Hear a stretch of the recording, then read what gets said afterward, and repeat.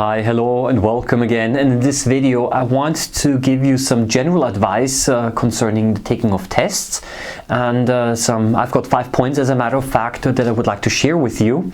Because during my university studies and now during my many years of a teacher, I've seen that there are many students that keep on repeating the mistakes and that they do not have a very good test-taking strategy. So this causes a lot of unnecessary stress in my view, and of course also a lot of loss of points.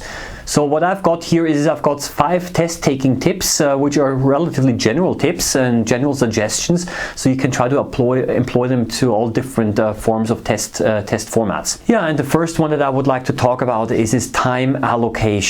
Yeah, this is a topic that's really important. Many exams are written under time constraints, and with time allocation I mean the following. If there are different types of questions in an exam, then some questions might be worth more points than other questions.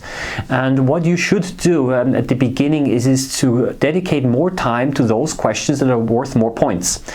However, what happens in many cases is that the students or the people who are writing the test, they will allocate the time based on the length of the question. But you see, sometimes the question can be quite short, but the exam might require you to give a very long answer.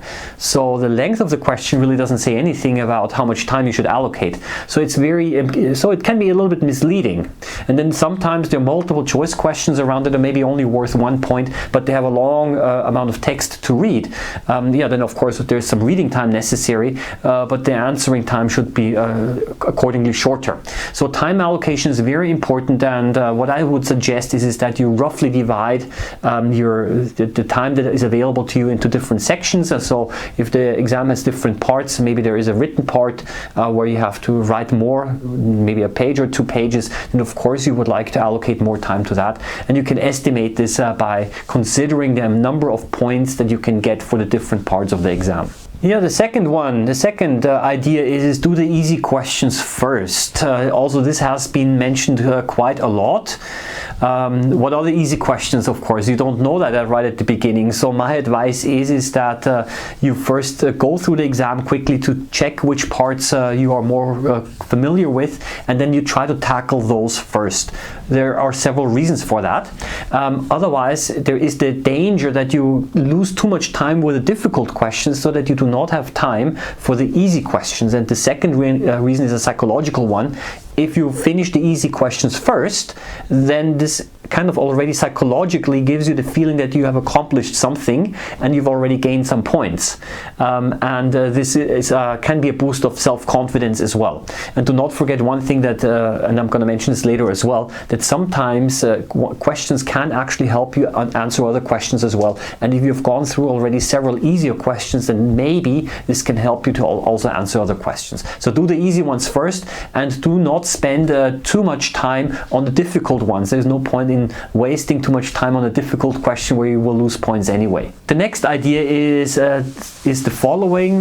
Do not write more than necessary. I know it feels kind of good that if you get an easy question and you know that you can answer it, you want to show that you're able to answer the question well, and so you end up writing, and you end up writing more and more and more, and you want to give a complete answer, and then ultimately you end up writing maybe even more than necessary. And when I say more than necessary, I mean more than points that you can obtain. If it's a short if it's a short question, I don't know, maybe only 2 or 3 points worth, then there is no point in writing a page or 2 pages. But I've seen students even do that. And the reason is they don't look at the points, either that, they don't do time allocation, or they simply feel so good that they finally got a question that they're able to answer, that they end up spending way too much time on this single question, which isn't even worth a lot. So my advice is it's better probably to answer those questions or attempt to answer those questions where you do not know a lot, than to try to over-answer questions where you actually know something. That actually leads us already into the next point, is do not leave any questions unanswered.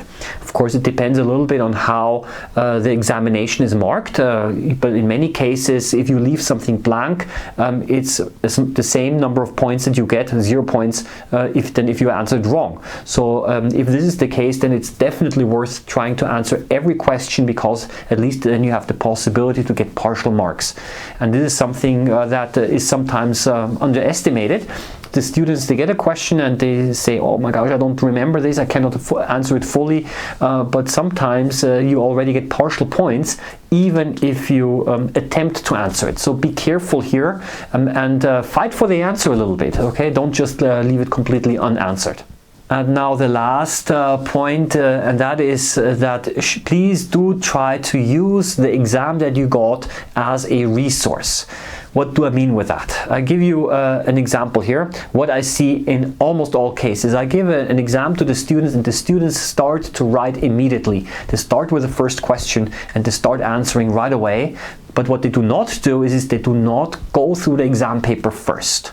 I mean, it only takes a couple of seconds, really, but students don't do that for whatever reason, but you should do that because maybe a later question is able to help you answer an earlier question. So use your exam as a resource and do check the overall exam paper before you start answering, because we're going back to the very first point that I made. This is also important for time allocation, of course, because you want to get yourself an overview. So if you employ these test-taking strategies, then this is not going to compensate for lack of studying. Of course, you still have to do your studying, but at least it makes sure that for the studying that you have done, that you actually get the most out of it, and that the test at least is going to reflect that what you actually know, and you can minimize the risk of actually losing points there where it's not necessary. So I hope that those 5 tips helped you a little bit. Of course, there are probably many more. I'll make new videos on those, but please also leave your comments below if you have any additional suggestions or additional experiences or stories that you want to share. Please write them in the comments section, and of course also, if you consider these videos useful, do consider subscribing to the channel. I wish you all the best and see you around next time. Bye bye.